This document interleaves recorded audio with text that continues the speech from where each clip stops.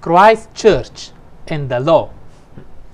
Christ's church refers to people called out to witness and testify about God and His plan for humanity. This lesson looks back, starting from Adam, going through history and coming to our days. Quite a journey.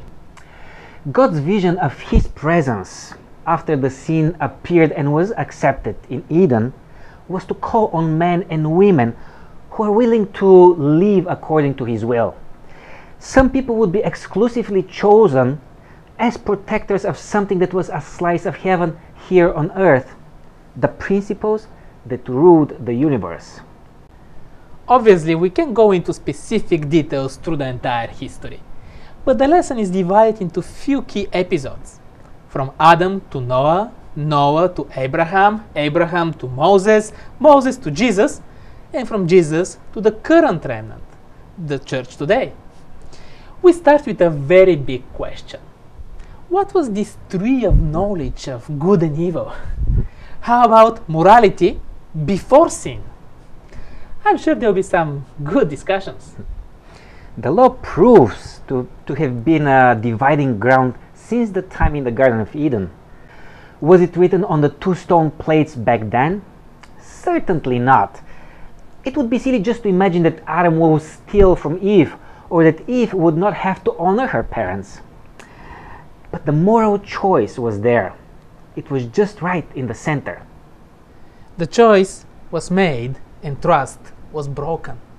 Left on their own, people struggled between who they were created as and the destructiveness of their new addictions. The law, a moral reflection of God's character, had to be formalized somehow and passed on through generations to preserve the good in us and remind us how we were created. If you have ever wondered what's God's attitude toward the law, read Genesis chapter 6 verse 5 to 9. Lawlessness is what drives God to make an attempt to flush the human race into the streams of a flood. Deep emotional regret for creating us. He is sorry that He made us. Man and God are so much apart. Death and destruction is the solution of sin in the eyes of the Father. We can't pretend to have all the answers, but things got bad to a point of no return. A little piece of this treasure of faith and trust in God was only found in Noah and his family, but it survived. It's interesting, but after the flood, God is fully committed to deal with sin differently. Destruction and death are no more a solution for sin. And there is a new power that wipes out sin. It's called grace. But grace is what took Noah through the flood as well. Abraham wasn't perfect either, but he had a willingness to listen and follow God. This unformalized memory of God's character was still in there. Be it with Abraham or later on with the nation of Israel, there is imperfection, lawlessness, disobedience. God walks with His fallen children, thanks to His grace. Undeserved mercy is applied every time when transgressing the law. God is in peace, man is in peace, and the law is served justice. Through Moses, we received the formalization of the law in the 10 Commandments. Through ceremonies, customs, rituals, prophets, God tried to infuse spirit and understanding in these few commandments.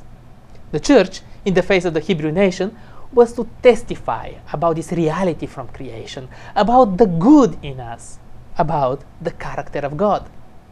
It didn't work very well in the mission aspect, but the church, the people called out to testify and witness about our Creator, about His love for us and His desire to save us, grew. Then, in the most sublime moment of human history, Jesus brought it to a completely new level. He demonstrated, He paid with His life to testify for the character of God and for who He is. This is what the law is about, and every single commandment is not just a rule to be observed, but a very important piece of this testimony. It's about what a sinless person is, about what we should be. We can't do it on our own, but grace is that He who created us can also fix us. So the question stays, should the church recognize the law of God? What is grace then, if not recognizing the power of the law? And why do we need grace if the law doesn't have power over us? The knowledge has been passed on from generation to generation, and we are nothing else but people who have been called out to carry the flame of the law, which is a slice of heaven here on earth.